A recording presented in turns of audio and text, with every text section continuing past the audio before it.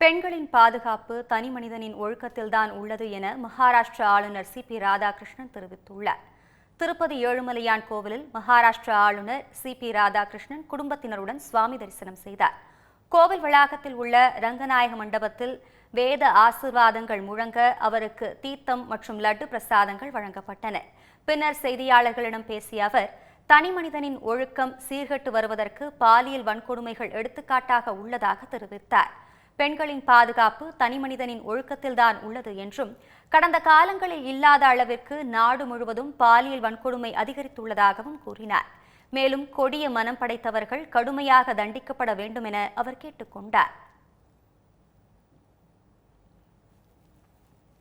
வன்கொடுமைகள் என்பது தனி மனித ஒழுக்கம் சீர்கெட்டு வருவதையே எடுத்து காட்டுகிறது. கடந்த காலங்களில் இல்லாத அளவிற்கு இன்றைக்கு நாடு முழுவதும் இது பரவி கிடக்கிறது. இத்தகைய கொடிய மனம் படைத்தவர்களை மிக கடுமையாக தண்டிப்பது மட்டும்தான் பெண்களுக்குரிய பாதுகாப்பை இந்த சமூகத்திலே நம்மாலே தர இயலும்.